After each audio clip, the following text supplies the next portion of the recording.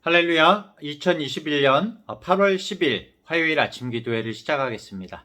하나님의 복된 말씀으로 복된 하루를 시작하는 우리 성도님들 되시기를 바라겠습니다. 오늘 말씀은 이사야서 61장 1절부터 11절까지의 말씀입니다. 주 여호와의 영이 내게 내리셨으니 이는 여호와께서 내게 기름을 부으사 가난한 자에게 아름다운 소식을 전하게 하려 하심이라. 나를 보내사 마음이 상한 자를 고치며 포로된 자에게 자유를, 갇힌 자에게 노임을 선포하며 여호와의 은혜의 해와 우리 하나님의 보복의 날을 선포하여 모든 슬픈 자를 위로하되 무릇 시온에서 슬퍼하는 자에게 화관을 주어 그 죄를 대신하며 기쁨의 기름으로 그 슬픔을 대신하며 찬송의 옷으로 그 근심을 대신하시고 그들이 의의 나무 곧 여호와께서 심으신 그 영광을 나타낼 자라 일컬음을 받게 하려 하심이라. 그들은 오래 황폐하였던 곳을 다시 쌓을 것이며 옛부터 무너진 곳을 다시 일으킬 것이며 황폐한 성읍 곧 대대로 무너져 있던 것들을 중수할 것이며 외인은 서서 너희 양떼를 칠 것이요 이방 사람은 너희 농부와 포도원 지기가 될 것이나 오직 너희는 여호와의 제사장이라 일컬음을 받을 것이라. 사람들이 너희를 우리 하나님의 봉사자라 할 것이며 너희가 이방 나라들의 재물을 먹으며 그들의 영광을 얻어 자랑할 것이니라. 너희가 수치 대신에 보상을 배나 얻으며 능욕 대신에 몫으로 말미암아 즐거워할 것이라. 그리하여 그들의 땅에서 갑절이나 얻고 영원한 기쁨이 있으리라. 무릇 나 여호와는 정의를 사랑하며 불의의 강탈을 미워하여 성실히 그들에게 갚아주고 그들과 영원한 언약을 맺을 것이라. 그들의 자손을 뭇 나라 가운데에 그들의 후손을 만민 가운데에 알리리니 무릇 이를 보는 자가 그들은 여호와께 복받은 자손이라 인정하리라. 내가 여호와로 말미암아 크게 기뻐하며 내 영혼이 나의 하나님으로 말미암아 즐거워하리니 이는 그가 구원의 옷을 내게 입히시며 공의의 겉옷을 내게 더하심이 신랑이 사모를 쓰며 신부가 자기 보석으로 단장함 같게 하셨음이라. 땅이 싹을 내며 동산이 거기 뿌린 것을 움돋게 함같이 주 여호와께서 공의와 찬송을 모든 나라 앞에 솟아나게 하시리라. 아멘. 어제 본문인 60장에서는 하나님의 영광이 임한 사람들이 모든 나라에 보여줄 하나님의 빛을 비추는 사명, 하나님의 구원의 통로되는 우리의 사명에 대해서 살폈는데요.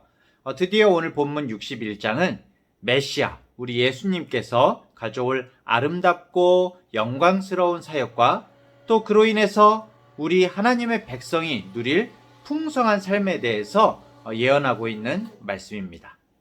오늘 본문 1절 상반절을 볼까요?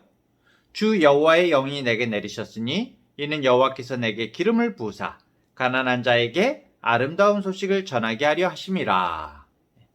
드디어 하나님의 구원 사역의 중심에 계시는 예수님께서 말씀을 하십니다. 누가복음 4장에 예수님께서 공생애를 출발하시는 장면이 나오는데요. 예수님께서 회당에 들어가셔서 말씀을 찾아 읽으시는데 그 말씀이 바로 오늘 본문인 1절부터 3절까지의 말씀입니다. 이 성경을 읽으신 후에 말씀하시죠. 예수님께서 이 글이 오늘 너희 귀에 응하였느니라 라고 이렇게 선포를 하십니다. 그런데 이 말씀을 우리가 보자면은 메시아 되시는 예수님께서 하나님의 영, 성령이 임하신 후에 사역을 시작하셨다고 나오거든요. 사실 예수님은 삼위이신 창조주 하나님이십니다. 하나님께 굳이 성부 하나님께 굳이 기름 부음을 받지 않아도 사실은 독자적으로 행하실 수 있는 삼위의 하나님이시거든요. 그럼에도 우리 주님께서는 여호와의 기름 부으심을 받았습니다. 자신의 모든 것을 내려놓고 완전히 낮아지신 주님의 모습을 볼 수가 있는데요. 당시에는 왕과 선지자 그리고 제사장을 세울 때 이 기름을 붓는 의식을 가졌습니다. 그것은 세상의 모든 직책과 모든 사람들이 물론 당연히 그래야 하지만 특히 이 세 직분은 하나님을 더 의식해야 하고 영원한 왕, 영원한 선지자, 영원한 제사장이신 하나님 앞에서 자신에게 맡겨진 일을 감당해야 하기 때문에 갖는 상징적인 그런 의식이었습니다. 이것은 사실 우리 하나님의 일을 하려는 주님의 자녀들이 어떤 삶을 살아가는 것이 어떠해야 하는지를 주님께서 몸소 보여주고 계신 건데요. 하나님의 영의 인도하심이 아니라, 우리들은 그렇죠, 사실. 하나님의 영의 인도하심이 아니라, 하나님께 어떤 부여받은 일이 아니라 자신의 생각이나 고집, 그리고 그냥 세상의 시류를 따라가면서 자기 욕망을 따라서 그냥 하고 싶은 일을 하면서 그것이 하나님의 일이라고 우긴다면은 그 사람은 하나님의 일꾼이 결코 될 수 없다는 것입니다. 철저히 자신을 성부 하나님 앞에서 내려놓으신 주님의 모습을, 메시아이신 주님의 모습을 보여주고 있는 것이죠. 자, 그럼 좀 더 우리가 자세히 이 메시아, 예수님의 사역을 살펴본다면은 첫 번째로 우리가 볼 수 있는 것이 가난한 사람에게 아름다운 소식을 전하는 것이라고 말씀을 하십니다. 그러면 이 가난한 사람만 아름다운 소식을 이제 전하는 것이라면은, 그러면 부자는 메시아로부터 오는 아름다운 소식을 결코 들을 수 없다는 의미일까요? 아닙니다. 여기서 가난이 의미하는 것은 바로 겸비하다는 뜻입니다. 겸비한 자. 가난한 자의 원 의미가 겸비한 자라는 뜻인데요. 이 겸비라는 것은 자기의 몸을 겸손하게 낮춘다는 뜻입니다. 사실 우리가 자신의 낮음을 알지 못하는 사람은 메시아의 복음, 이 복음의 소식이 그다지 아름다운 소식으로 들리지 않지요. 그렇죠? 아무리 들으려고 해도 들을 수가 없습니다. 이것은 우리의 삶을 돌아봐도 금방 알 수가 있는데요. 우리가 아주 기고만장하고 높아져 있을 때는, 인생이 잘 나갈 때는, 뭔가 이루었다고 생각될 때는 사람들의 소리 때문에, 세상의 소리 때문에 예수님의 소리가 들리지 않습니다. 그렇죠? 하지만 우리가 낮아져 있을 때, 인생에 뭔가가 가로막혀서 어떻게 해야 될지 모를 때는, 하는 일마다 실패를 경험할 때는, 그때야말로 이제 사람들의 소리가 들리지 않죠. 사람들의 소리에 매이지 않고 하나님께 집중할 때에, 그때 비로소 이 복음의 소리가 얼마나 웅장하고 얼마나 아름다운 소리인지 알 수가 있는 것이죠. 자신이 가진 소유의 크기에 상관없이 자신의 부족함을 알고 주님의 소식을 들을 귀가 있는 사람, 마음이 가난한 사람이 바로 진정으로 복음을 누릴 수가 있다는 것입니다. 반면에 자신의 능력이나 자신이 가진 것이 말하는 소리에 정신이 팔려가지고 주님의 음성을 듣지 못하는 사람, 이런 사람은 가난한 자, 겸비한 자가 아닌 것이죠. 우리 모든 중앙대학교의 성도님들은 모두 겸비한 자가 되어서 복음의 풍성함을 누리는 우리 성도님들 되시기 바랍니다. 메시아의 구체적인 사역이 1절의 후반에서 좀 더 자세하게 나오고 있는데요. 나를 보내사 마음이 상한 자를 고치며 포로된 자에게 자유를, 갇힌 자에게 노임을 선포하며 라고 말씀하고 있습니다. 메시아의 사역은 또한 마음이 상한 자를 고치신다고 말씀하는데요. 세상에는 우리 주변에만 해도 정말 마음이 갈기갈기 찢긴 듯한 그런 안타까운 인생을 사는 사람이 적지 않죠. 하지만 아무리 그럴지라도 우리가 소망 속에서 살 수 있는 것은, 메시아께서는, 우리 주님께서는 조각난 우리의 인생으로도 아름다운 작품을 만드시는 분이시기 때문입니다. 또 메시아는 포로되고 갇힌 사람을 자유하게 하고 놓아주는 일을 한다라고 그렇게 말씀합니다. 이것은 1차적으로는 바빌론의 포로가 되었던 유다 백성들을 자유하게 해서 시온으로 돌아가게 하실 것을 보여주시는 말씀이지만, 그것만이 아니라 메시아께서 죄와 사망에 얽매여 있는 이 모든 사람들의 자유를 선포하시는 분이신 것을 말씀하고 있는 것이죠. 요즘 현대사회에는 유독 각종 중독 문제가 만연합니다. 그렇죠? 중독. 어떤 중독이 있을까요? 약물 중독, 도박, 게임, 쇼핑, 게다가 각종 각종 문화적인 중독들도 있죠. 문화적인 중독들에 포로가 되어 있는 사람들이 너무나 많습니다. 자신이 삶을 통제를 해야 되는데 오히려 이런 모든 것들에 통제를 당하고 있죠. 자기 야망, 세속적 가치관에 사로잡혀서 그 생각에 꽁꽁 갇혀 있는 사람들도 많이 있습니다. 그처럼 포로가 되어 있고 갇혀 있는 사람들에게 메시아이신 주님께서 그 모든 것에서 풀어주시고 자유케 하는 선포를 하신다는 것입니다. 계속해서 2절을 볼까요? 여호와의 은혜의 해와 우리 하나님의 보복의 날을 선포하여 모든 슬픈 자를 위로하되 라고 나오죠. 여기서 여호와의 은혜의 해는 이제 성경에서는 희년을 의미합니다. 희년. 7번째 날을 우리가 안식일이라고 하고 그 7번째 해를 안식년이라고 하듯이 그 안식년이 7번이 되는 49년째의 다음에 50년째 해를 희년이라고 합니다. 이 희년에는 모든 종들에게 자유를 선포하고 채무자들의 빚을 탕감해주고 또 토지도 원래의 주인에게 돌려주는 것이 원래 하나님의 말씀이거든요. 물론 이스라엘 역사에서 별로 제대로 이루어지지 못했습니다. 이것이 원래 하나님의 말씀인데 그렇기 때문에 희년은 자유의 해이고 기쁨의 해이고 복음의 해인 것이죠. 바로 이 희년을 메시아가 선포하신다는 것입니다. 제대로 지금까지 인간의 욕망과 인간의 부족함 때문에 제대로 이루어지지 못했던 이 희년을 메시아이신 주님께서 선포하시고 반드시 이루어지게 하시겠다고 말씀하시는 것입니다. 물론 이제 주님의 백성이 아닌 사람들에게는 이 구원의 날이 반대로 하나님의 보복의 날, 심판의 날이 되는 것이죠. 그 날에 모든 슬픈 자를 위로한다고 하십니다. 세상에 슬픔이 없는 사람이 있을까요? 세상에 슬픔 겪지 않은 사람 없습니다. 주님의 구원을 바라는 모든 사람에게 아무리 절망적인 상황, 아무리 슬픈 상황에 있을지라도 주님께서는 그 모든 슬픔을 종결시키는 분이다 라고 선포를 하시는 것이죠. 3절을 봅니다. 무릇 시온에서 슬퍼하는 자에게 화관을 주어 그 죄를 대신하며 기쁨의 기름으로 그 슬픔을 대신하며 찬송의 옷으로 그 근심을 대신하시고 그들이 의의 나무 곧 여호와께서 심으신 그 영광을 나타낼 자라 일컬음을 받게 하려 하심이라. 우리가 성경에서 보면은 아주 극도의 슬픔을 표현할 때 옷을 찢고, 그렇죠? 그리고 머리에 온몸에 재를 뒤집어 쓰는 그런 모습이 나옵니다. 그런데 그 모습을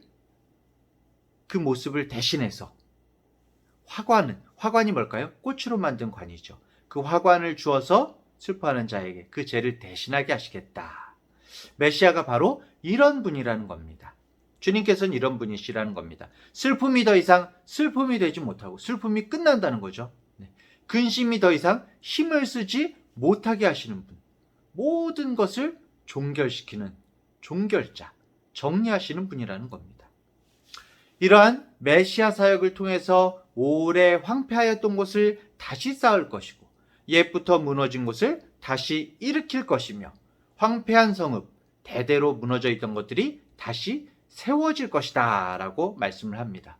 주님의 말씀의 회복, 주님 나라의 회복을 말씀하시는 거죠.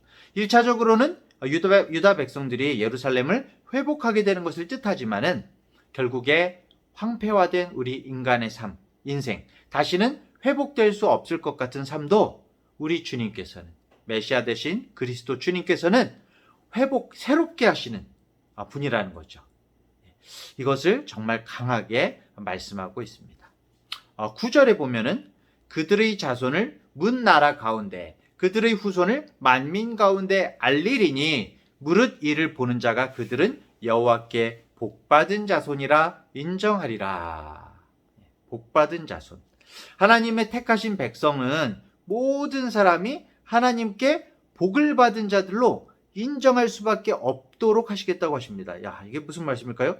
그러니까 우리가 하나님께 하나님 복을 주셔서 감사합니다. 이것도 귀하지만은 다른 사람이 내 삶을 보면서 와, 당신의 인생은 정말 하나님께서 베풀어 주신 복으로 가득하군요. 은총으로 정말 가득하군요. 라고 그런 고백을 듣게 된다는 것입니다. 진짜로 복된 인생이죠. 그렇죠? 우리 모두가 주님께 복받은 인생임을 확신하시기 바랍니다. 우리 각자가 정말 어떻게 지금의 모습이 될 수 있었겠습니까? 하나님께서 우리에게 복을 부어주셨기 때문이죠. 자, 오늘 본문은 이렇게 막이 내립니다. 10절에 내가 여호와로 말미암아 크게 기뻐하며 내 영혼이 나의 하나님으로 말미암아 즐거워하리니 이는 그가 구원의 옷을 내게 입히시며 공의의 겉옷을 내게 더하심이 신랑이 사모를 쓰며 신부가 자기 보석으로 단장함 같게 하셨음이라. 땅이 싹을 내며 동산이 거기 뿌린 것을 움돋게 함 같이 주 여호와께서 공의와 찬송을 모든 나라 앞에 솟아나게 하시리라. 아멘. 우리 일생에서 가장 아름다운 모습 가운데 하나가 결혼식이죠. 신랑 신부가 결혼을 위해 아름다운 예복을 입을 때입니다. 그때와 같이 하나님께서는 우리에게 구원의 옷을 입혀주시겠다고 하십니다. 우리 스스로는 구원의 옷을 정말 입을 능력이 없지만 하나님께서 우리에게 그 옷을 입히시고 하나님을 기뻐하는 자리로, 즐거워하는 자리로, 하나님의 의로움을 드러내며 하나님을 찬송하는 자리로 우리를 불러가시겠다는 겁니다. 인도에 가신다고 말씀하십니다. 사랑하는 중앙대학교의 성도 여러분, 우리는 이러한 은총을 누리게 되는 주인공들입니다. 사실은 이 복음을 생각하면 그냥 우리는 싱글벙글하게 되죠. 우리는 이러한 감격과 기쁨의 주인공들입니다. 그렇기 때문에 오늘 하루를 걸으며 여러 가지 일들이 우리에게 있을 것입니다. 그렇죠? 오늘도 참 힘든 일도 있고 여러 가지 공고한 일들이 있을 것입니다. 하지만 우리는 소망을 품고 기뻐할 수 있고 용기를 낼 수 있습니다. 왜 그렇습니까? 우리에게 정말 주님께서 함께 하시기 때문이죠. 이것은 우리가 이루어낸 일이 아니라 메시아이신 우리 주님께서 십자가를 지시고 대속의 피를 흘려주시고 정말 죽음의 권세를 이기셔서 우리를 찾아와 주셨기 때문에 이루어진 삶입니다. 사랑하는 우리 성도 여러분, 오늘도 정말 힘차게 주님을 붙들고 주님의 은총을 기억하고 그 주님 안에서 함께 지어져 가면서 그 주님을 삶으로 높이는 증인으로 살아가는 하루 되시기를 간절히 축원합니다. 함께 기도하시겠습니다.